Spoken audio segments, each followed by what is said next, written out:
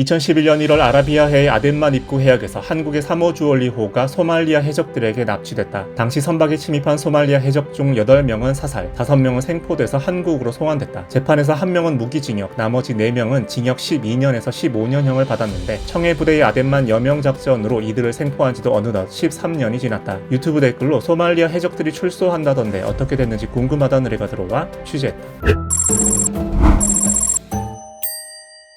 결론부터 말하면 생포된 5명 중 석혜균 선장에게 치명상을 입혀서 무기징역을 받은 마호메드 아라이를 제외한 4명은 지금 한국에 없고 추방됐다. 법무부의 공식 답변을 받기가 정말 어려웠는데 보통 취재 요청을 해도 개인정보 보호를 이유로 답할 수 없다면서 확인을 거부하기 때문이다. 그래서 국회 법제사법위원회의 도움을 받아서 어렵게 답변을 받을 수 있었다. 법무부의 공식 답변은 출입국 관리법에 따라서 금고 이상의 형을 받은 사람은 강제 퇴거에 해당되며 소말리아 해적 5명 중 무기징역을 선고받은 1명을 제외한 4명은 출소 후에 강제 퇴거 집행됐다는 거다. 그러니까 이들을 한국 밖으로 추방했다는 얘기가 된다. 법무부는 그 외의 사항, 이들이 언제 추방됐는지나 소말리아로 갔는지 등 다른 질문에는 개인정보 보호를 이유로 답변하지 않았지만 본국인 소말리아로 추방됐을 것으로 보인다. 그런데 이상한 점은 이 4명 중에 2011년 당시 15년형이 확정되던 아울 브랄렛도 포함돼 있다는 거다. 생포된 해적 중에서 나이가 가장 어렸지만 구출작전 당시에 해군 보트의 기관총을 난사했던 그는 원래대로라면 2026년에 출소해야 맞는데 법무부는 그가 더 이상 한국에 없다고 한 거다. 그렇다면 생각해 볼 수 있는 건 가석방 가능성도 있다는 얘긴데 유기징역의 경우에 통상 형기의 60에서 70%가 지나면 가석방 심사 대상이 될 수 있기 때문. 하지만 이건 더 이상 확인이 어렵다. 만약 아울 브랄렛이 형기 만료일보다 일찍 출소했다면 12년에서 13년형을 받았던 다른 해적들의 경우에도 출소 시기가 예정보다 빨랐을 수도 있다. 무기징역을 받은 마호메드 아라이의 경우에도 뉘우침이 뚜렷하다고 판단되면 20년을 복역한 이후 가석방돼서 추방될 가능성이 있다. 물론 소말리아 생활보다 한국 교도소의 안락함을 깨달은 아라이가 그걸 원할지는 모르겠다. 외국인 범죄자들은 대전과 천안 교도소 그리고 여성일 경우에 청주 여자 교도소에 수용된다. 소말리아 해적들은 대전과 천안에 분산돼 있었는데 교도소에서 한국말을 배우면서 교도소 작업 이후에 지급되는 작업 장려금도 착실히 모은 걸로 알려져 있다. 생각보다 교도소 생활에 적응을 잘해서 공장에 물건이 들어오면 오라이 오라이라고 할 만큼 적응했다는 썰도 있었다. 이들은 언론 인터뷰에서 한국에서 살고 싶다, 비화하고 싶다는 인터뷰를 하기도 했는데 우리가 확인한 걸로는 이들이 체포 당시에 10대 후반에서 20대 초반이었지만 일찍 결혼을 해서 소말리아에 아내와 자녀가 있는 경우도 있었다고 한다. 무기징역을 선고받은 아라이는 청해 부대가 납치된 3호 주얼리호 선원들을 구조할 당시에 석혜균 선장에게 치명상을 입히고 선원들을 인간 방패로 삼아서 해군의 구출작전을 방해하는 데 주도적인 역할을 해서 중형을 받은 인물이다. 목숨이 위태로웠던 석혜균 선장은 이국종 교수의 수술 이후에 다행히 건강을 회복했는데 생사를 오갔던 그 트라우마 속에서도 2015년엔 대전 교도소를 찾아가서 아라이와 만나기도 했었다. 석혜균 선장에게 확인해보니까 그 이후엔 만난 적이 없다고 한다. 생포된 5명의 해적들은 당시 부산에서 재판을 받았는데 소말리아어를 통역하는 과정에는 부산구치소의 박흥렬 교도관의 놀라운 활약이 있었다고 한다. 어렵게 통역할 사람을 구하긴 했는데 정작 재판에 지각하는 바람에 독학으로 이들과 구치소 수감 때부터 대화를 해왔던 박흥렬 교도관이 나서게 된 것.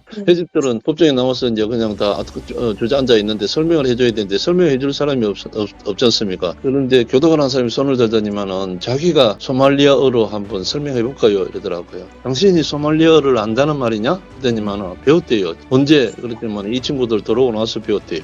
아마존에서 소말리아어 교과서를 사가지고 배웠대요. 아덴만 여명 작전과 소말리아 해적, 우리나라뿐 아니라 해외에서도 관심을 가졌던 그 사건이 벌써 13년 전의 일이지만 소말리아의 바다는 여전히 위험하다. 해양수산부에 따르면 한동안 잠잠했던 소말리아 아덴만 지역의 해적 활동이 올해 들어서 주변국 정세가 불안해지면서 다시 급증하는 추세라고 한다. 올해 상반기 해적 피해 건수만 보면 서아프리카나 아시아 지역이 더 많지만 총기를 사용한 피해 건수만 보면 절반 이상이 소말리아 아덴만 지역에서 발생하고 있다. 그만큼 아덴만 해역이 훨씬 더 위험하다는 거다. 한때 소말리아 해적으로 추정된 사람만 1000명. 설마 아덴만에서 붙잡힌 뒤에 2번 다시 해적질하지 않겠다고 다짐했던 그들도 다시 활동하는 건 아니겠지? 당신도 취재를 의뢰하고 싶다면 댓글로 의뢰하시라. 지금은 김포 제주 노선은 왜 세계에서 가장 복잡한 노선이 됐는지 궁금하다는 의뢰가 들어와 취재 중이다. 구독하고 알림 설정하면 조만간 취재 결과가 올라올 거다.